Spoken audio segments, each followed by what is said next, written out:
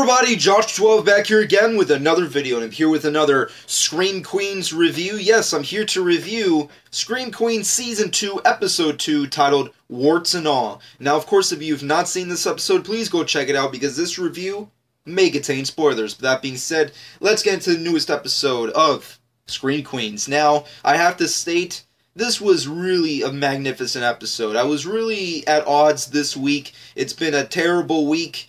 And this Tuesday night alone, especially and specifically because of this episode, has completely changed that. I mean, like, if you're like me and you kind of feel like Stan from South Park and you're just sick and tired of the horrendous presidential campaign and election shit and multiple ads and anti-Trump shit, we get it. He sucks, they suck, she sucks, we get it, I'm sick of it, and it's aggravating the crap out of me. However, this episode alone has changed my perspective this week, and now I feel completely charged and anticipated for things to come. This episode was pretty much the best episode I've seen so far, and it's only the second episode of the season. Now, the overall course of this episode is, at least for me, the return of recurring actors and characters and presentations to new characters. First off, we get Colin Haynes. Now, Colin Haynes was a biggie to enter Scream Queen Season 2, and he definitely left a mark in this episode that he got to premiere in. He plays this character who has this incredibly terrible looking ailment that causes him to look grotesque and horrible looking, and he kind of is given the supporting character of being the love interest to Chanel No. 5, which I thought was pretty nice. It was a nice, sweet little moment for these two characters, and I have to say, there was a lot of spotlights. There was a lot of POV, I guess you could say, storylines that are going down under the seams, and a lot of that has to go to Colin Haynes' character and the character Chanel No. 5, played by Abigail Breslin, and they played it perfectly. And Colin Haynes' character was awesome. I feel like the only way to have him play a character in this kind of a show was the way he was presented in this episode. I mean, like, it was the perfect writing for him. I mean, he comes off and he is the extremely good-looking white gay man. How do you freaking play into that, into a overly unserious, cartoony, spoof, scary show?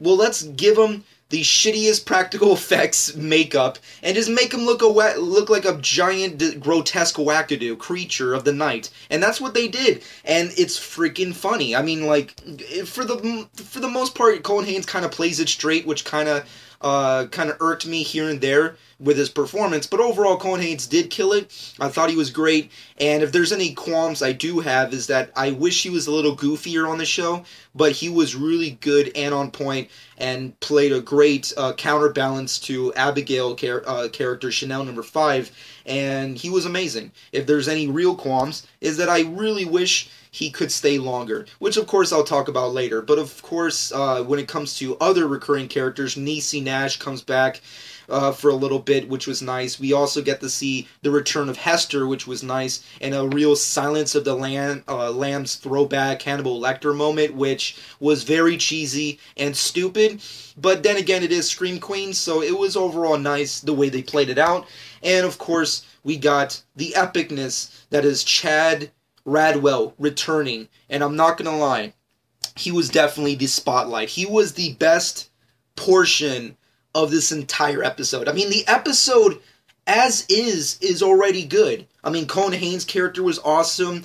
Abigail as Chanel No. 5 was hilarious. Niecy Nash and her moments were nice. I mean, like, her obsession with Zayday is hilarious, and the fact that they continue to go on that trend is continuously hilarious. Hester coming back was nice, and John Stamos being John Stamos is always cool, but Chad Radwell being the way he was, it was phenomenal. It was phenomenal. It was the best part. The way he comes in as the Red Devil character from Season 1 and just ends off with this obsession and battle for, I guess, the heart and soul of Chanel, played by Emma Roberts, in his battle against John Stamos and to kill his character off, is hilarious. It's just perfect writing for that kind of a character, and it was also really nice to get a little tidbit of history of how I guess you can say the Chanel characters were, I guess you can say, alive for the course of this season, seeing as how in the finale of the previous season, the Chanels are kind of left unopened as to whether or not they are killed off or not, and it's kind of just referenced comedically through the character of Chad Radwell that he basically just broke in, scared them, and he just does this from time to time because he's an asshole. And once again, Chad Radwell, Glenn Powell, he's so good as that character. I feel like Chad Radwell is like, he is the James Spader of of Scream Queens. He is just this asshole, rich, good-looking white guy that you see in all the 80s, like, high school movies. Like, he was in those fucking John Hughes movies, and he was, like, the asshole kid in Karate Kid. He's that guy. He's James Spader, and it's perfect, and it's awesome. And a lot of that also has to, I guess, with my appreciation for his character, has a lot to do with Glenn's performances, and the way he comes in and just fucks up with everybody is consistently awesome and funny to watch. Overall, I had a big ball of a time when it came to this episode. The premiere, I was definitely very much, I liked it, I enjoyed it for what it was, but I definitely would say it was not on par with Season 1's premiere. But this episode was amazing. It was truly the episode that you definitely need to check it out, at least if you weren't really on terms with the premiere of this season.